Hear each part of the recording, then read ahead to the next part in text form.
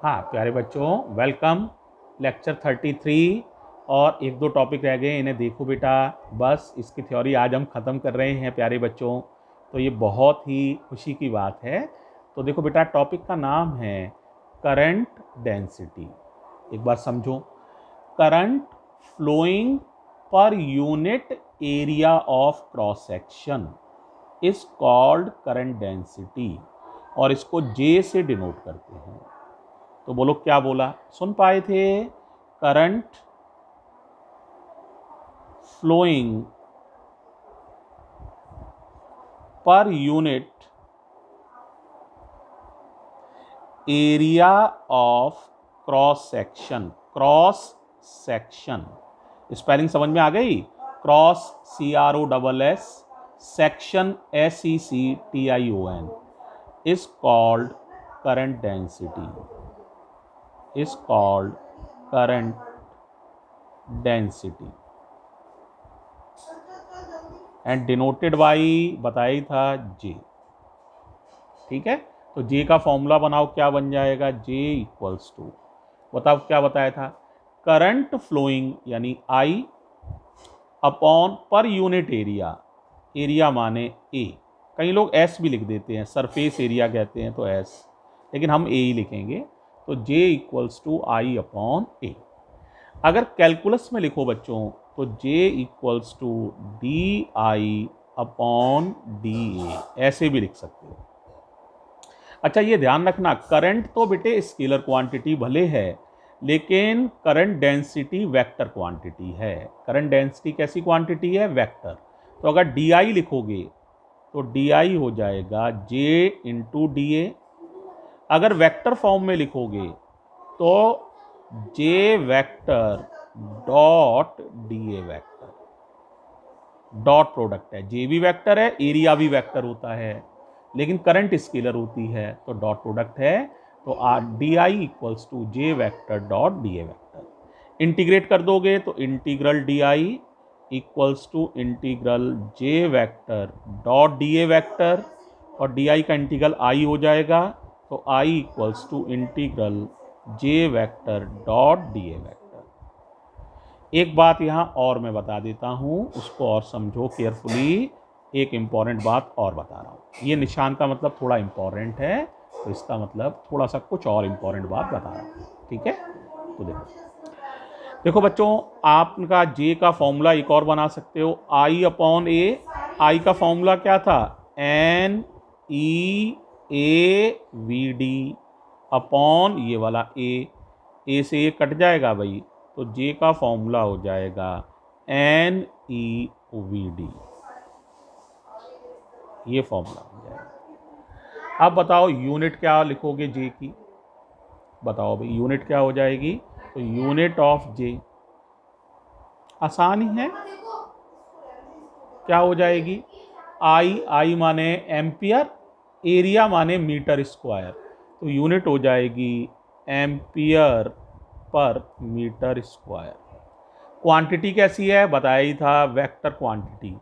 J is a vector quantity.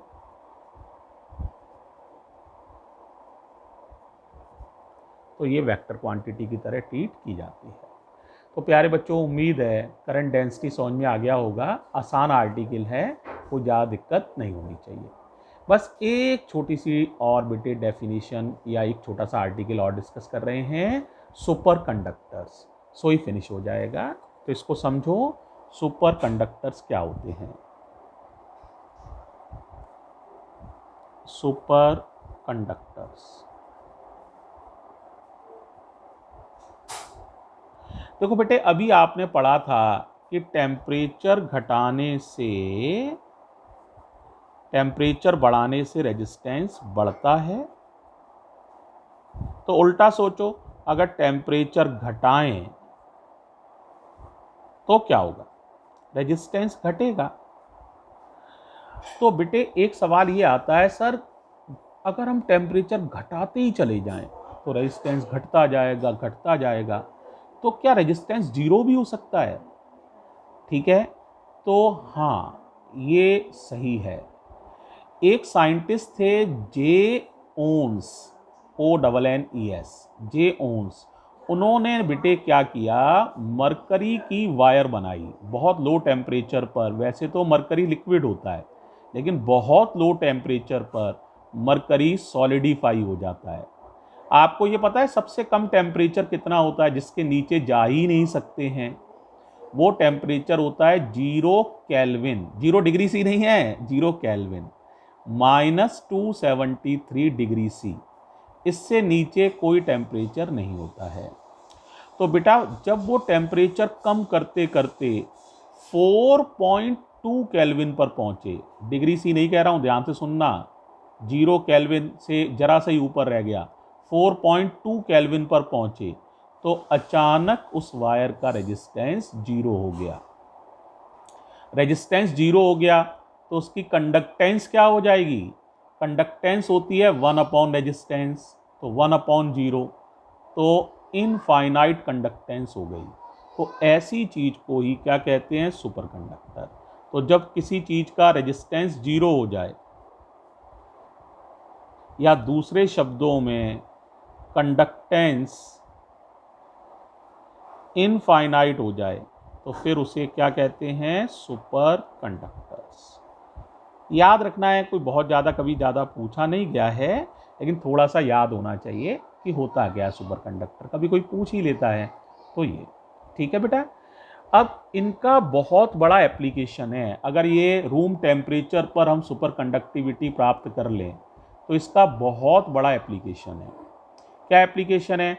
सोचो resistance 0 है, तो तुमने अगर एक बार करंट चला दिया, फिर बैटरी हटा ली, तो रेजिस्टेंस ही तो करंट को रोकता है। करंट तो अब क्या है? रेजिस्टेंस तो 0 है, तो वो करंट इनफाइनाइट समय तक उस वायर में चलती ही रहेगी, चलती ही रहेगी, ठीक है।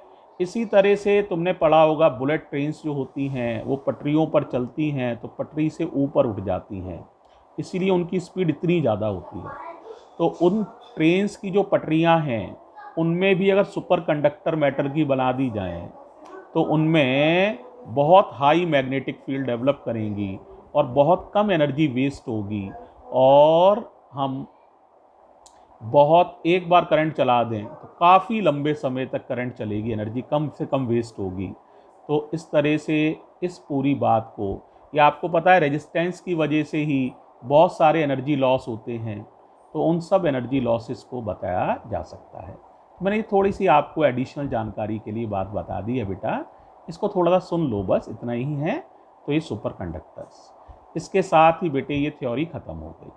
अब जो भी न्यूमेरिकल रह गए हैं ABC के, वो सारे आप कर लीजिए और उन्हें आप आज उनके नंबर्स लिख के भेज दीजिए, तो उन्हें कल हम सॉल्व कर देते हैं। तो कल ये न्यूमेरिकली भी ये चैप्टर कंप्लीट हो जाएगा। थैंक यू बच्चों, thank you so much. Okay बेटे, थैंक यू।